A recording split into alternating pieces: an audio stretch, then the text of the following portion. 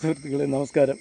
നമുക്കെല്ലാവർക്കും അറിയാവുന്ന ഒരു ചെറിയ കാര്യത്തിനെ പറ്റിയുള്ള ഒരു ചെറിയ വീഡിയോ ആണ്, കണ്ടു നോക്കുക. സുഹൃത്തുക്കളെ, ഇന്നൊരു ഭാഗ്യമുള്ള ദിവസമാണെന്ന് തോന്നുന്നു.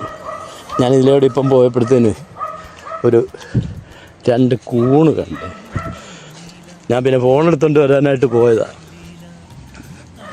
ഇതിന് ഞങ്ങളുടെ നാട്ടിൽ പാവക്കൂണെന്നാണ് പറയുന്നത്. മറ്റേ പെരുങ്കൂണ് പോലെ ഒത്തിരി ഉണ്ടാകുന്നതല്ല, ഈ മഴയുടെ സമയത്തൊക്കെ ഉണ്ടാകുന്ന കൂണുകളാണ്. ഈ കൂണൊക്കെ ആരുടെ പറമ്പിൽ നിന്ന് കണ്ടു കഴിഞ്ഞാലും പറിക്കാമെന്നാണ് പറയുന്നത് കേട്ടോ.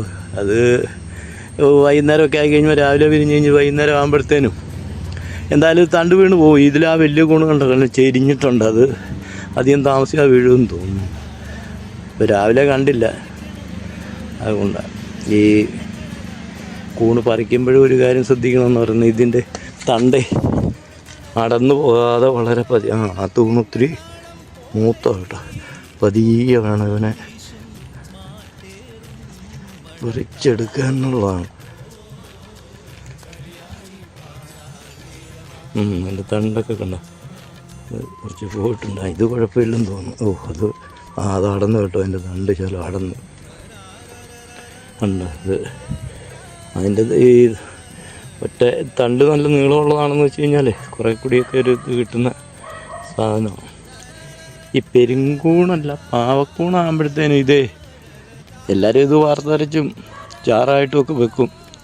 പക്ഷെ ഞാൻ ഈ കൂണ് കൂട്ടിയിൽ ഏറ്റവും നല്ലതെന്ന് പറഞ്ഞു കഴിഞ്ഞാൽ ഇതിൻ്റെ ആ മേളത്തെ ആ മണ്ടവശത്തെ ആ പാടയൊക്കെ കളഞ്ഞ് ഈ തണ്ട് വെക്കും ഇച്ചിരി വലിയ കഷ്ണങ്ങളായിട്ട് മുറിച്ചിട്ട് കാന്താരി ഉപ്പും ഉള്ളിയും കൂടെ ചെറുതായിട്ട് അരച്ചിട്ട് കൂടുതൽ തേങ്ങ ചിരണ്ടിയതും കൂടെ ചേർത്ത് ഒന്ന് ഇളക്കിയിട്ട് ഈ ഇലക്കകത്ത് വാഴയിലയോ അങ്ങനെയുള്ള ഇലക്കകത്ത് ചുരുട്ടിയിട്ട് ഈ കനൽ മാറ്റി നല്ല പഴുപ്പഞ്ചാരമില്ലേ, ഈ പഴുപ്പഞ്ചാരത്തിൽ വെച്ചിട്ട് ഇത് ചുട്ടെടുക്കും.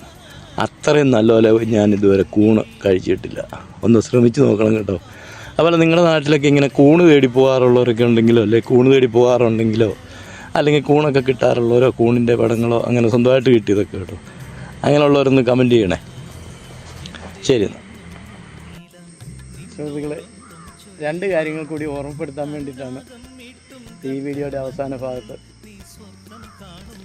അതിലൊന്നാമത്തെ കാര്യം എന്ന് പറയുന്നത്, നമ്മൾ ഈ പറമ്പുകളിൽ നിന്നൊക്കെ പറിക്കുന്ന കൂണെ നമ്മളെപ്പോഴും അടർത്തിയെടുത്തതിന് ശേഷം മഞ്ഞൾ വെള്ളത്തിൽ മുക്കി കുറച്ച് നേരം വെച്ചതിന് ശേഷം മാത്രമേ പാചകം ചെയ്യാവുള്ളൂ എന്നുള്ളതാണ് ഒന്ന്.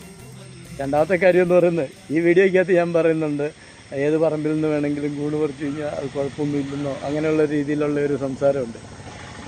അതൊക്കെ പഴമക്കാർ പറയുന്ന കേട്ടോ. ഇപ്പോഴാരുടെയും പറമ്പിൽ നിന്നൊക്കെ കൂണ് പറിച്ചു കഴിഞ്ഞാൽ അത് മോഷണത്തിൻ്റെ ഇതിലേ വരുള്ളൂ. പിന്നെ അവർ പിടിച്ച് കൈകാര്യം ചെയ്ത് കഴിഞ്ഞാൽ ഞാൻ പറഞ്ഞിട്ടാന്ന് പറയരുത്. Okay, thank you.